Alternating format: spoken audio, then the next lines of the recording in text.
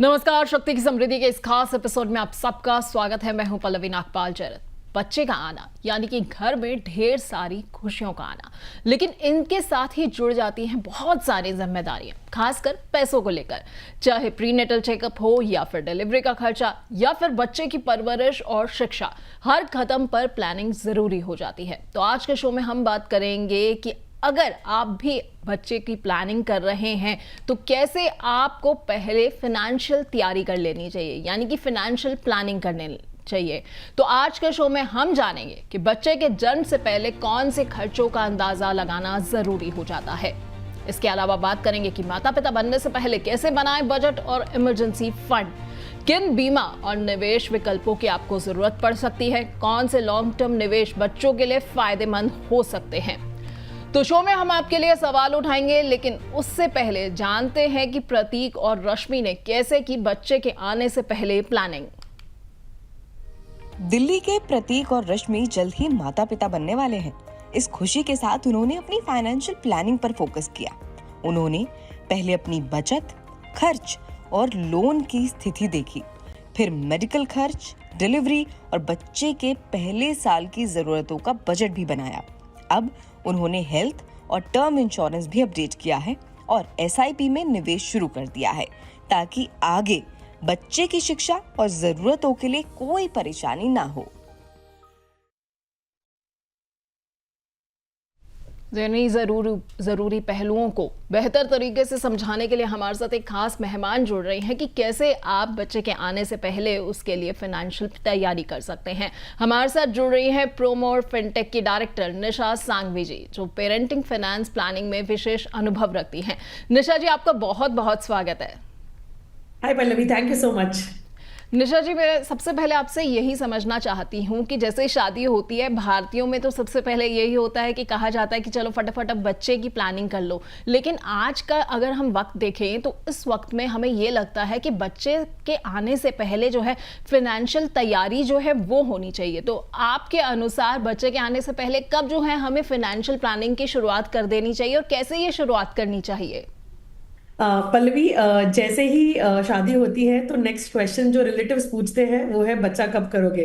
तो जब भी हम ये कदम के लेना चाहते हैं तो थोड़े फाइनेंसेस को देखना बहुत ज़रूरी है, क्योंकि मैं एक वीडियो देख रही थी सदगुरु जी का। वो कह रहे थे उसमें कि having a child is like a 20-year project, financially, emotionally and mentally.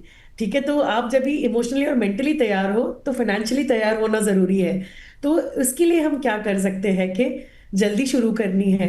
जैसे आप सोच रहे हो कि हमें कंसीव करना है, तब से आपको अपने फाइनेंसेस को आपको इन्वेस्ट करना ज़रूरी है, तब से सोचना ज़रूरी है। वो सोच से इन्वेस्टमेंट एग्जीक्यूशन करना है।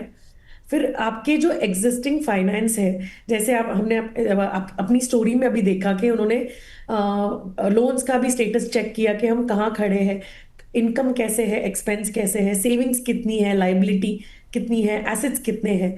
तो ये रिव्यू करना भी काफ़ी ज़रूरी होता है। ठीक है, तो ये सारी चीज़ें जो है अच्छे से रिव्यू करनी चाहिए कि बेसिकली आपके फाइनेंसेस जो हैं वो कैसे हैं। लेकिन निशा जी, कई बार क्या होता है ना कि जैसे शादी हुई है, उसके बाद हमारे अपने कुछ गोल्स होते हैं। हम सोचते हैं कि चलो भाई फाइनेंशियल प्लानिंग अपनी शादी के बाद की शुरू भी कर देते हैं। ऐसे में अगर बच्चे आने वाले हों, उनसे जुड़े हुए जो होते हैं वो गोल्स कुछ अलग हो जाते हैं। तो कैसे माता पिता जो है वो अपने गोल्स को बच्चे के गोल से अलग कर सकते हैं? पल्लवी, ये जो है ये बहुत ज़रूरी है करना, क्योंकि मान लीजिए कि पर्सनल गोल्स है, ठीक है, जैसे एज अ कपल गोल है और फिर हम फैमिली स्टार्ट करने की बात कर रहे हैं, तो वो एक एडिशनल गोल हो जाता है। तो जब भी हम ये बात कर रहे हैं कि कपल गोल्स में चेंजेस आते हैं क्योंकि हम फैमिली स्टार्ट कर रहे हैं, तो हमें इमरजेंसी कॉर्पस क्रिएट करना बहुत ज़रूरी है। प्रेगनेंसी में कॉम्प्लिकेशंस आती है, कभी कभी जो माता है वो जा नहीं पाती है काम पर जल्दी से, तो उसकी वजह से शायद इनकम लॉस हो सकता है, तो गोल्स अफेक्ट हो सकते हैं। तो ये सिचुएशन में इमरजेंसी कॉर्पस क्रिएट करना बहुत ज़रूरी है। प्लस इनिशियल जो प्रेगनेंसी के ड्यूरेशन में जो हम खाते हैं, जो दवाइयाँ लेते हैं, जो सप्लीमेंट्स लेते हैं, तो वो भी एक कॉस्ट एडेड हो जाता है। प्लस डिलीवरी का खर्चा। तो इंश्योरेंसेस में से कितना मिलेगा, कंपनी के कवर में से कितना मिलेगा, ये भी समझना जरूरी है। प्लस बेबी को ध्यान रखने के लिए जो एक्सपेंसेस रखेंगे, डे टू डे वाले या जो चीजें लगेगी, ये सब के लिए बजट करना बहुत जरूरी है। ठीक है, तो ये सब चीज़ों का बजट बनाना ज़रूरी हो जाता है। आपने इंश्योरेंस का जिक्र किया है, तो मैं जानना चाहूँगी कि मैटरनिटी, फैमिली हेल्थ इंश्योरेंस, इन सब चीज़ों में ध्यान क्या रखा जाए? कैसे जो है हम ये चुने कि हमें किस तरह का हेल्थ इंश्योरेंस जो है लेना चाहिए? क्योंकि अक्सर हमने ये देखा है मैटरनिटी कवर जो है वो after certain point of time he start होते हैं। जैसे कईयों में जो है वो 9 महीने के बाद है, किसी में 1 साल के बाद है, तो क्या ध्यान रखना चाहिए?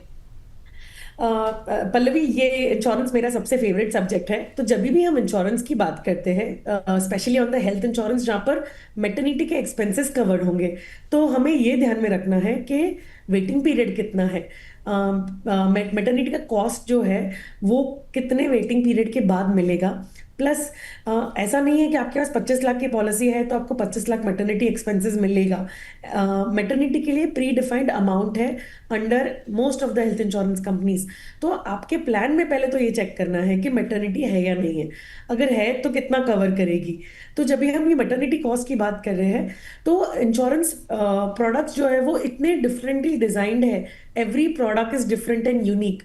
कहते हैं कि मैटरनिटी कॉस्ट मान लीजिए 50,000 है, तो जब 50,000 की बात कर रहे हैं तो उसमें प्रीनेटल, मैटरनिटी के expense, delivery expenses and post delivery जो बच्चे को वैक्सीन लगती है या बच्चे की कवरेज, क्योंकि जैसे ही बच्चा बॉर्न होता है तो रिटेल पॉलिसी जो खुद की पॉलिसी होती है उसमें 91 डेज के बाद ही बच्चा ऐड हो सकता है। तो ये जो एक्सपेंसेस अलॉट है मैटरनिटी के लिए, तो वो पोस्ट डिलीवरी 91 डेज तक वो कवरेज एप्लीकेबल रहता है।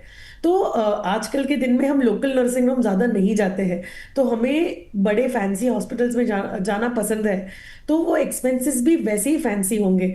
तो उसे अगेन इंश्योरेंस कितना कवर करता है, कॉर्पोरेट कवर कितना कवर करेगा, ये भी ध्यान में रखना ज़रूरी है। बिल्कुल, तो इंश्योरेंस कैसे कवर करेगा, कॉर्पोरेट कितना कवर करेगा, इन चीज़ों का आपको ध्यान रखना चाहिए। तभी कहा जाता है कि जब भी आपको इंश्योरेंस खरीदे तो अच्छे से एक बार उसे पढ़े, सारे डॉक्यूमेंट्स को अच्छे से क्रॉस चेक करें कि क्या क्या चीज़ों की कवरेज है या नहीं है। खैर निशा जी, हम अपनी चर्चा को आगे बढ़ाएंगे, लेकिन इस बीच में हमारे दर्शकों के सवाल जो हैं इस मुद्दे से जुड़े हुए आने शुरू हो गए हैं। तो सबसे पहला सवाल जो है वो मुंबई से प्रिया राज का आया है। ये पूछ रही हैं कि बच्चे के लिए मेडिकल खर्चों को कैसे कवर किया जाए। हम अभी इंश्योरेंस की ही बात कर रहे थे और उन्होंने भी इसी से जुड़ा सवाल पूछा है कि बेसिकली बच्चे के लिए मेडिकल खर्चे जो हैं उसको कैसे कवर किया जाए। जैसे मैंने अभी कहा कि रिटेल पॉलिसी जो होती है, जो आपकी खुद की पॉलिसी होती है, उसमें बच्चा 91 डेज आफ्टर बर्थ ही उसमें ऐड हो सकता है। कॉर्पोरेट कवर्स में कभी बहुत सारे इंश्योरेंसेज है जो आपको बच्चा बॉर्न होते ही ऐड कर सकते हो, तो उसी में ही वो एक्सपेंसेस जनरली कवर्ड हो जाते हैं। प्लस जो वैक्सीन्स लगते हैं आजकल from the day of birth till एक 10 इयर्स के एज तक, हर थोड़े दिनों में कोई कोई शॉट्स होते हैं जो लेने पड़ते हैं। तो इसके लिए आपको जो एक्सपेंस है, आजकल तो जो भी आप गायनेकोलॉजिस्ट के पास जाते हो तो डॉक्टर्स आपको एक पैकेज देते हैं, तो वो पैकेज में क्या क्या इंक्लूड है वो भी आपको देखना है। तो जब भी हम ये मेडिकल कवर कहाँ से, एक्सपेंस कैसे कवर होंगे, इंश्योरेंस कई हद तक कवर कर देगा। एक राइडर होता है ओपीडी, आउट पेशेंट डिपार्टमेंट जो हम कहते हैं, कि डॉक्टर हॉस्पिटलाइजेशन नहीं हुआ लेकिन आप हॉस्पिटल गए, डॉक्टर से मिले और आ गए, तो उस पॉइंट ऑफ टाइम पे ओपीडी कवरेज अगर आपके इंश्योरेंस में है तो वो भी आपको डॉक्टर कंसल्टेशंस मिल जाता है। उसके अलावा जब भी हम बात करें कि 90 डेज जैसे ही हो जाता है तब तक आपके बच्चे का बर्थ सर्टिफिकेट और आपके बच्चे का आधार जनरली बन जाता है, तो आपको अपने रिटेल पॉलिसी में उस बच्चे को आप ऐड कर सकते हो। या तो हम जब ये कहते हैं कि अगर 2 बच्चे हैं तो एक पॉलिसी लीजिए जहां पर माता और बच्चा है और दूसरा पॉलिसी लीजिए जहां पर पिता और बच्चा है। उससे क्या होगी, कवर डिफाइंड होगी, थोड़ी सेपरेशन भी रहेगी और इंश्योरेंस जो है वो कवरेज ज्यादा मिलेगा चारों फैमिली मेंबर्स को। ठीक है, तो ये आपने बहुत अच्छा तरीका बताया कि आप 2 इंश्योरेंस जो है वो ले सकते हैं। अगर किसी परिवार में 4 मेंबर्स हैं, 2-2 करके जो है आप अगर हेल्थ इंश्योरेंस लेंगे तो आपके लिए फ़ायदेमंद रहेगा। अगला सवाल जो है जालंधर से ऋतु कक्कड़ का है। ये कह रही हैं कि बच्चे के लिए हेल्थ इंश्योरेंस कब से शुरू किया जा सकता है। आपने 91 डेज के पीरियड की बात की थी, लेकिन उससे पहले क्या होता है, जो शुरुआती 90 दिन होते हैं जब बच्चा बहुत छोटा है, तो उसमें हेल्थ इंश्योरेंस जो है वो कैसे ले सकते हैं बच्चे के लिए? सो पल्लवी, मैं एक छोटी सी एक्सपीरियंस शेयर करना चाहूंगी। हमारे एक क्लाइंट हैं, उन्होंने हमने उनको कहा था कि since you are planning a family, आप सेविंग्स कीजिए। अगर कोई इमरजेंसी आती है तो क्या करेंगे? तो बोलते नहीं, हमारे फैमिली में सबकी नॉर्मल डिलीवरी हुई है, मेरी वाइफ भी बहुत एक्टिव है, तो हम तो टारगेट कर रहे हैं कि हमारा नॉर्मल डिलीवरी होगा। ऐसे सिचुएशन में ना ही उन्होंने इंश्योरेंस कवर ठीक से देखा था, ना ही उनका इंश्योरेंस कवरेज में मैटरनिटी कवर था, ना ही, और दोनों भी कंसल्टेंट थे, मतलब उनको खुद का इंश्योरेंस पॉलिसी था, जी। कॉर्पोरेट कवर था ही नहीं। तो जब भी मैटरनिटी, जब डिलीवरी का टाइम आया, अस्पताल गए, तो उनको बच्चों ठीक से बॉर्न हो गया। बॉर्न होते ही उसे एनआईसीयू में रखना पड़ा था तकरीबन 3 महीने के लिए। उस 3 महीने में उन्हें 10 लाख रुपए लग गए। तो ये एक बड़ा सेविंग्स का जो है, उनका ऑलमोस्ट जो सेविंग्स थी वो खत्म हो गई, क्योंकि इन्होंने ये एक्सपेंसेस के लिए प्लान ही नहीं किया था।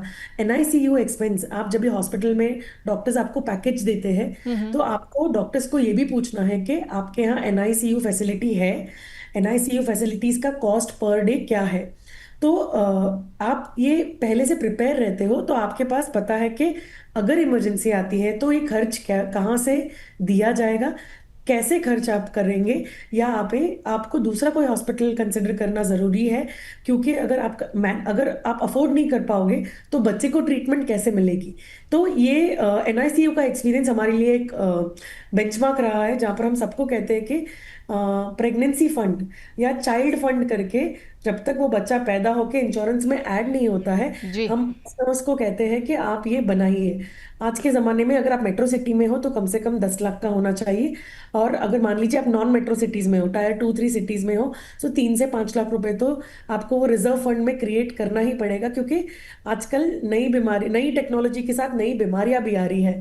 तो ये हम प्रेडिक्ट नहीं कर पाते हैं कि कितना खर्च लग जाएगा, लेकिन थोड़ा रिजर्व क्रिएट करना ज़रूरी है। बिल्कुल सही कहा आपने कि आज के वक्त में जो है जैसे जैसे टेक्नोलॉजी नई आती जा रही है वैसे वैसे बीमारियां भी बढ़ती जा रही हैं। और खैर अगला सवाल जो है वो कुछ इसी से जुड़ा हुआ जो है हमारे पास आया है रांची से अर्पिता चौधरी का। ये कह रही है कि अगर बच्चे के जन्म के वक्त पे या उसके बाद जो है इमरजेंसी फंड ना हो तो क्या करें, क्योंकि आपने अभी कहा कि 10 लाख का एक कॉर्पस जो है वो बना के रखना चाहिए, लेकिन इनका सवाल ये है कि अगर ऐसा फंड ही नहीं है हमारे पास कोई इमरजेंसी का, तो फिर हमें ऐसी सूरत में क्या करना चाहिए?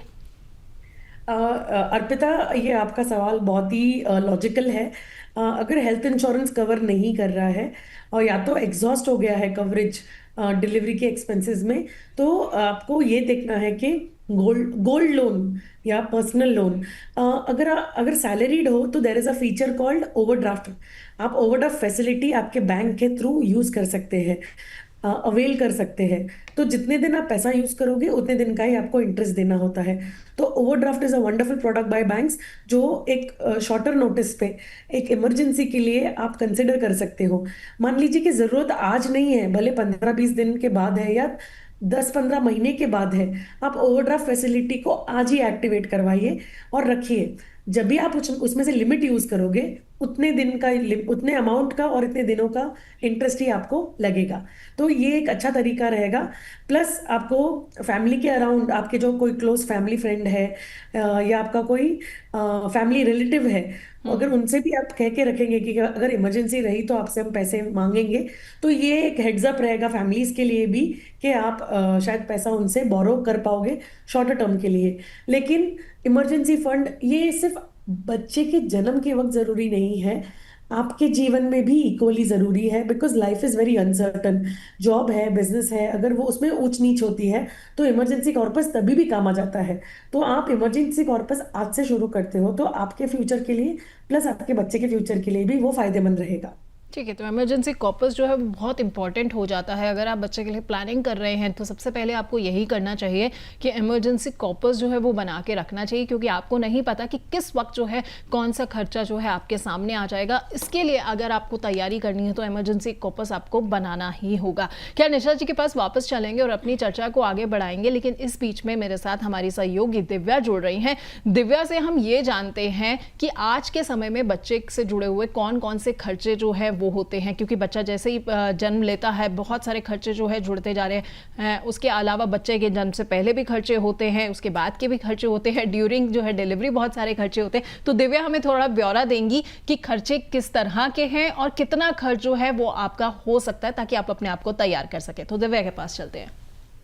जी बिल्कुल पल्लवी जी, जैसा कि हम देखते हैं भारतीय परिवारों में सबसे पहले माँ बाप बच्चों पर शादी का प्रेशर बनाते हैं। शादी हो गई उसके तुरंत बाद बच्चा पैदा करने का एक प्रेशर बनाया जाता है, और अगर पहला बच्चा हो गया तो फिर दूसरा बच्चा पैदा करने का भी प्रेशर इंडियन फैमिलीज में यूजुअली बनाया जाता है किसी भी कपल पर। लेकिन एक बच्चे की प्लानिंग से लेकर उस बच्चे की कॉलेज की पढ़ाई तक कितना खर्चा आता है ये जानना बहुत ज़्यादा ज़रूरी हो जाता है, इससे पहले कि आप बच्चे की प्लानिंग करें।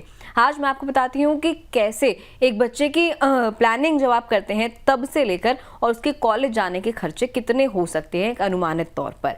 चलिए सबसे पहले बात कर लेते हैं किस प्रकार का खर्च होने वाला है और उस पर कितनी लागत आपकी जेब से लग सकती है। जितने भी साल के लिए, जितना भी आपका बच्चा है, अगर 1 साल का है, 2 साल का है या फिर 20 साल का ही क्यों नहीं है, कॉलेज में क्यों नहीं आ गया है। चलिए आपको बताते हैं। सबसे पहले प्रीनेटल और डिलीवरी खर्च की बात कर लेते हैं। प्रीनेटल यानी कि डिलीवरी से पहले जो किसी भी महिला के चेकअप्स वगैरह होते हैं, हॉस्पिटल विजिट्स होती हैं, दवाइयाँ होती हैं, वो खर्चा, और फिर डिलीवरी का खर्चा, सिर्फ और सिर्फ डिलीवरी का, जब बच्चा हॉस्पिटल में डिलीवर होता है तब एक अनुमानित तौर पर ये खर्चा 35,000 से लेकर 2 लाख तक आ सकता है। सरकारी अगर अस्पताल है तो ये खर्चा थोड़ा कम होगा, लेकिन अगर प्राइवेट है तब तो ये 2 लाख के लिमिट को भी एक्सीड कर सकता है, 3 से 4 लाख भी ये पहुंच सकता है। उसके बाद अगर पोस्ट डिलीवरी मेडिकल खर्च की बात करें, यानी कि जब बच्चा पैदा हो गया है उसके कुछ महीने बाद तक, उसके 1 साल बाद तक क्या कुछ एक महिला के लिए बच्चे पर जो खर्च होता है उनकी मेडिकल वेलनेस के लिए, वो खर्चा भी 30,000 से लेकर 75,000 तक हो सकता है, और इसको भी एक्सीड कर सकता है। डिपेंड करता है आप किस तरीके से पैसे खर्च करते हैं। इसके अलावा अगर बच्चे की देखभाल और ज़रूरी सामान की हम बात कर ले तो 5,000 प्रति महीना या उससे अधिक का ये खर्चा हो सकता है, सिर्फ बच्चे की देखभाल और ज़रूरी सामान। ये भी नहीं है कि कुछ एक्स्ट्रा सामान, केवल ज़रूरी सामान के लिए ही 5,000 या उससे ज़्यादा की रकम लग सकती है आपकी जेब से। इसके अलावा अगर शिक्षा की बात करें, यानी कि बच्चे ने जब स्कूल जाना शुरू कर दिया है, उसके बाद स्कूल के कई साल होते हैं, नर्सरी से लेकर, प्ले स्कूल से लेकर 12th तक तो स्कूल ही चलता रहता है। फिर कॉलेज का भी खर्चा आ जाता है, लगभग 3 से 4 से 5 साल तक कॉलेज का भी खर्चा होता है। तो उस पर कितना खर्चा हो सकता है अगर बात करें तो 1 लाख से लेकर 15 लाख प्लस, यानी कि 1 लाख से लेकर 15 लाख से ज्यादा का भी खर्च एक बच्चे की पढ़ाई पर हो सकता है माँ बाप की जेब से। तो देखा आपने कि कितने सारे खर्चे जो है वो होते हैं। बहुत बहुत शुक्रिया दिव्या, आपने बहुत अच्छे से जो है हमें ये समझा दिया कि कितने खर्चे जो है वो बच्चों से जुड़े हुए होते हैं, चाहे जन्म से पहले हो, जन्म के दौरान हो, जन्म के बाद जो है पढ़ाई से जुड़े खर्चे, सेहत से जुड़े खर्चे, ये बहुत सारे हो जाते हैं। और इसीलिए हम ये शो लेके आए हैं आज खास तौर पर आप सबके लिए, ताकि अगर आप भी प्लानिंग कर रहे हैं कि जल्द से जल्द जो है वो आप 2 से 3 या 3 से 4 होना चाहते हैं, यानी कि आप सोच रहे हैं कि एक दूसरा बच्चा भी हो जाए, तो इसके लिए बहुत ज़रूरी हो जाता है कि आप अपने आप को ना फाइनेंशियल तैयार करें। क्योंकि आज के वक्त में अगर निशा जी बात की जाए, जैसा कि अभी दिव्या ने खर्चों का बताया, हम तो यहाँ पर अभी एक बच्चे की प्लानिंग की बात कर रहे थे, लेकिन कई बार क्या होता है ना कि माता पिता को ये भी लगने लग जाता है कि अच्छा एक बच्चा जो है वो अकेला अपने आप को महसूस करता होगा, हमें दूसरे बच्चे की भी प्लानिंग करनी चाहिए। तो दूसरे बच्चे की प्लानिंग है यानी कि डबल एजुकेशन का खर्चा। और आज के वक्त में देखा जाए तो भारत में एजुकेशन का खर्चा जो है वो सबसे ज्यादा बड़ा खर्च हो जाता है। तो ऐसे में तो और ज्यादा बड़े लेवल पे जो है प्लानिंग्स को अंजाम देना चाहिए सभी माता पिता को, क्योंकि अगर वो दूसरे बच्चे के लिए प्लानिंग कर रहे हैं तो प्लानिंग डबल होनी चाहिए। बिल्कुल पल्लवी, जैसे मान लीजिए कि हम बच्चों के सेकंड बच्चे की बात कर रहे हैं, तो पहले के लिए तो ऑलरेडी पैसा लग चुका है, और दूसरा का भी अगर आप प्लान कर रहे हो तो वेल इन एडवांस प्लान होना चाहिए। वो बाय एक्सीडेंट वाला है तो गड़बड़ है थोड़ी सी फाइनेंशियल्स के लिए, बिकॉज आप रेडी नहीं हो फाइनेंशियली, तो उससे आपको आपके कोई पर्सनल गोल्स जो है वो कॉम्प्रोमाइज करने पड़ सकते हैं। क्या वो आप उसके लिए तैयार हो?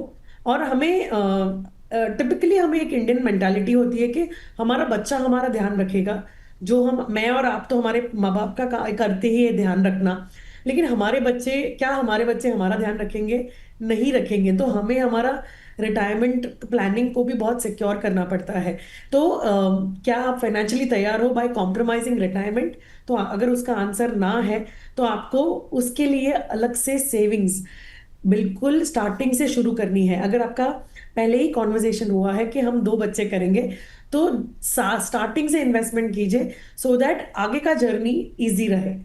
बिल्कुल, तो शुरू से जो है आपको तैयारी करनी चाहिए। और निशा जी ने एक बहुत अच्छी बात भी बोली है कि आज के वक्त में तो हम अपने माता पिता का ख्याल रख रहे हैं, लेकिन हम अपने बच्चों से एक्सपेक्ट नहीं कर सकते, क्योंकि आपको ये भी सबको समझना होगा कि आपका रिटायरमेंट प्लान जो है वो आपके बच्चे नहीं है, तो आपको अपने रिटायरमेंट की खुद ही तैयारी करनी होगी। लेकिन चूंकि हम बच्चों से जुड़े हुए बात कर रहे हैं निशा जी, प्रेगनेंसी से जुड़े हुए दिव्या ने जैसे अभी खर्चे बताए, बड़े सारे खर्चे उड़ जाते हैं, डिलीवरी से जुड़े हुए बहुत सारे खर्चे, उसके बाद बच्चों के अपने बहुत खर्चे, तो इनकी तैयारी आखिरकार कैसे करें, कैसे हम जो है वो इन्वेस्टमेंट प्लान की शुरुआत करें?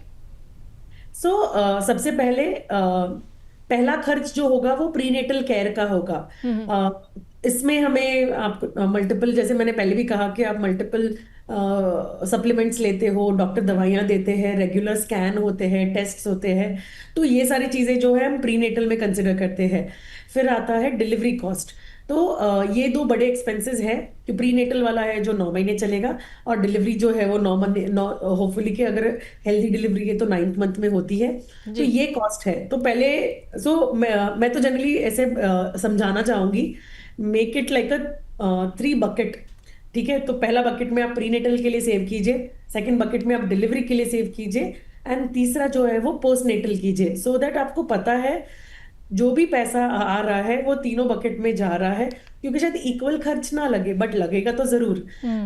प्लस जब भी हम प्रेगनेंसी के लिए तैयारी कर रहे हैं तो अगेन हेल्थ इंश्योरेंस आएगा, आपको हॉस्पिटल से कितने चार्जेस लगेंगे ये भी आपकी क्लैरिटी होनी चाहिए। क्या आप पैकेज में हो, अगर पैकेज में हो तो डॉक्टर कितने पैसे लेंगे, आउट ऑफ पॉकेट कुछ लगने वाला है कि नहीं लगने वाला है। प्लस इमरजेंसी फंड की हमने इतनी डिटेल बात की, वो आपकी होनी चाहिए।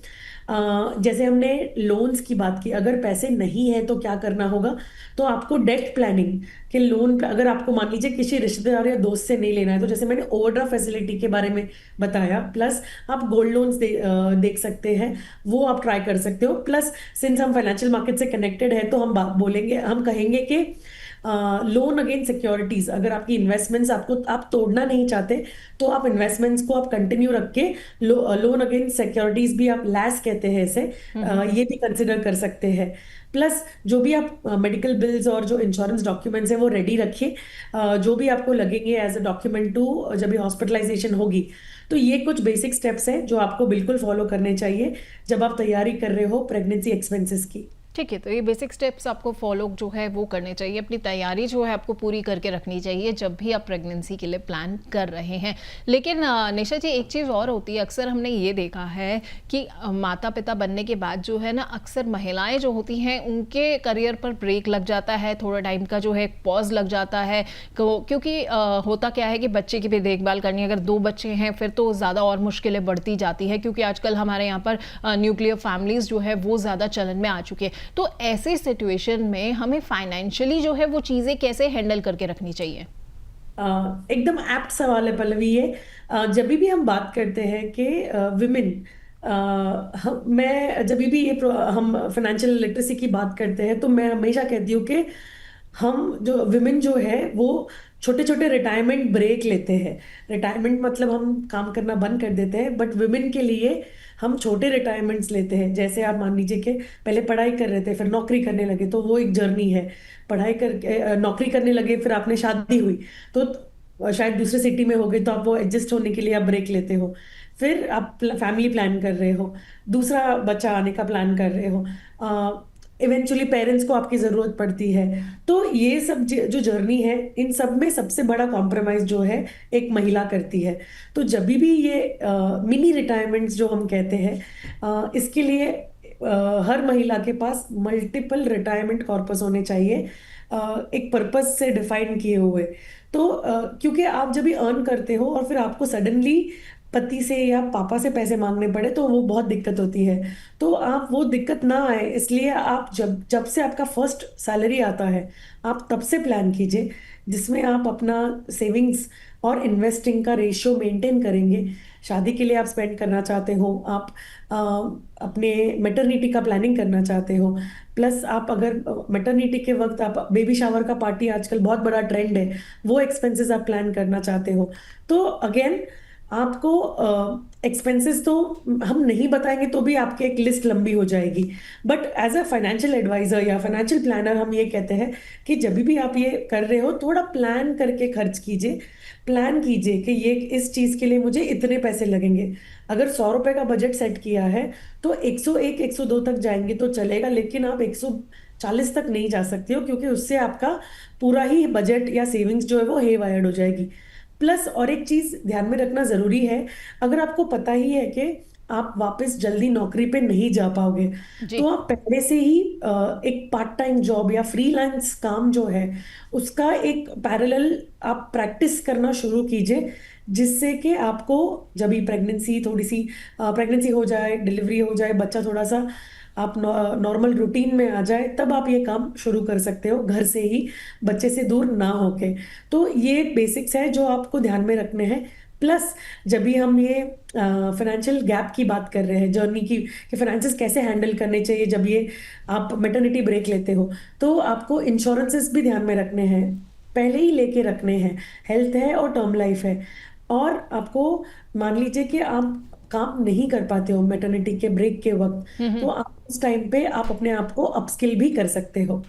ठीक है, तो अपस्केल आप कर सकते हैं, फ्रीलांस करियर ऑप्शंस आपको देखने चाहिए। निशा जी, आपने बहुत अच्छी चीज़ जो है वो बताई है हमारे दर्शकों को, क्योंकि महिलाओं के साथ क्या हो जाता है कि बच्चों की जिम्मेदारी जब आती है ना, तो वहाँ पर कहीं ना कहीं, जैसा कि निशा जी ने बताया, बहुत सारी महिलाएं जो होती है वो छोटे छोटे ब्रेक्स जो है वो लेती रहती है। कभी बच्चे के जन्म के बाद जो है वो अगर घर पर उसकी देख रेख करने के लिए कोई नहीं है तो ब्रेक ले लिया, या फिर बच्चों की पढ़ाई के लिए कभी ले लिया। तो ऐसे आपको ब्रेक्स अगर लेने पड़ते हैं तो उसके लिए आप फ्रीलांस करियर ऑप्शंस देख सकते हैं, या फिर आप ये कभी कर सकते हैं कि जब आप कमाई कर रहे हैं उस वक्त आपने जो है एक अपने लिए फंड तैयार करके रख दिया, जिसका आप इस्तेमाल जो है तब कर सकती हैं जब आपने एक ब्रेक लिया हुआ है। खैर, इस बीच में हमारे पास और बहुत सवाल जो है आ रहे हैं हमारे दर्शकों के। अगला सवाल सूरत से हितेश जैन का है। ये कह रहे हैं कि क्या एनआरआई पेरेंट्स के लिए भी भारत में चाइल्ड सेविंग प्लान्स उपलब्ध हैं?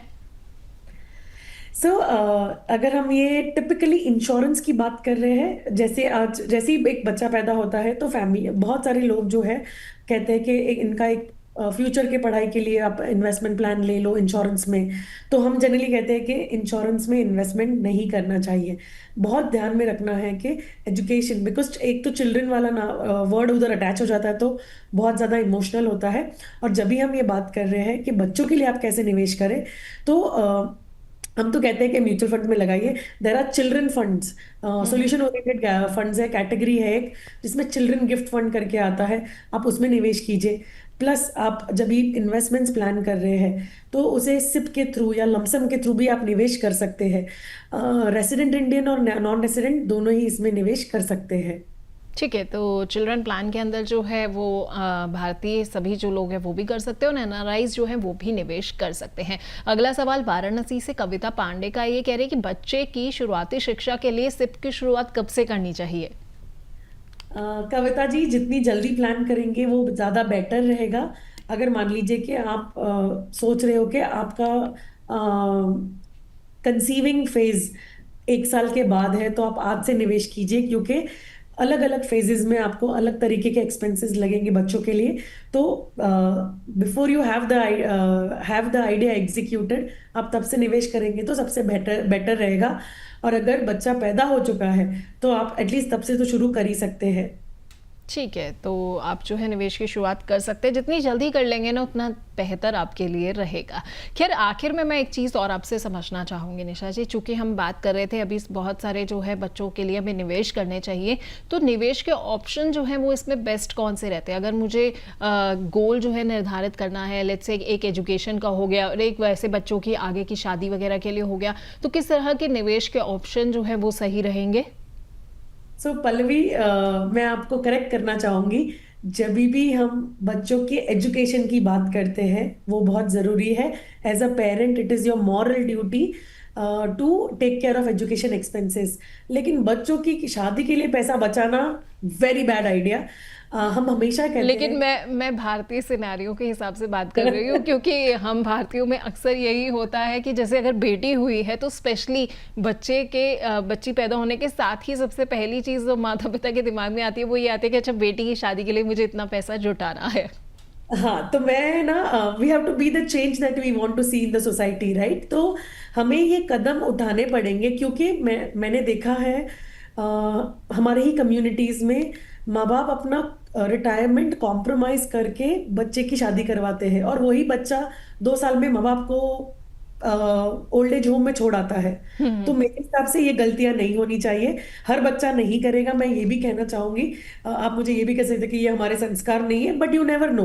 तो मैं एज अ ड्यूटी, जो जैसे अगर हम रोल मॉडल्स फॉलो करते हैं कि एक्टर एक्ट्रेसेस हैं, स्पोर्ट्स पर्सन है, तो विराट कोहली और अनुष्का ने अपनी शादी खुद की थी, डेस्टिनेशन वेडिंग की थी, तो उनके माँ बाप ने पैसे नहीं दिए, तो उन्होंने खुद कमाए, खुद खर्च किए। तो एज अ फाइनेंशियल प्लानर हम जनरली कहते हैं आपके सारे गोल्स अचीव हो चुके हैं, रिटायरमेंट के लिए सफिशिएंट पैसा है, पूरा हेल्थ इंश्योरेंस है, अच्छा है, सफिशिएंट हेल्थ इंश्योरेंस है, तभी अगर पैसा बच रहा है तो आप बच्चे के शादी में लगाइए। Coming back to your question के, जब भी हम ये प्लानिंग कर रहे हैं बच्चों के एजुकेशन की, तो हमें क्या देखना चाहिए? तो प्रोडक्ट वाइज आपको बहुत सारे इंश्योरेंस प्रोडक्ट्स मिलेंगे, बट मेरा कहना है कि आप निवेश इंश्योरेंसेस में मत कीजिए। मैंने पिछली बार भी ये एग्जांपल दिया था, कि मेरा फेवरेट एग्जांपल है जब हम इन्वेस्टमेंट और इंश्योरेंस की बात करते हैं। जब भी आप इन्वेस्टमेंट और इंश्योरेंस मिक्स करते हैं ना, तो क्या होता है, दाल और सब्जी को आप एक ही कटोरी में डाल के दे रहे हो और कहते हो खाओ, तो वो तो अच्छा नहीं लगेगा। इसलिए इन्वेस्टमेंट और इंश्योरेंस सेम नहीं होना चाहिए, वो अलग होना चाहिए। एज अ पेरेंट आप टर्म प्लान ले लीजिए, अपने फैमिली को, अपने बच्चे को, अपने वाइफ को, पेरेंट्स को एक प्रोटेक्शन मिलेगा, फाइनेंशियल बड़ा वाला प्रोटेक्शन मिलेगा, तो वो टर्म प्लान के थ्रू मिलेगा। निवेश करने के लिए आपके पास बहुत सारे एवेन्यूज हैं।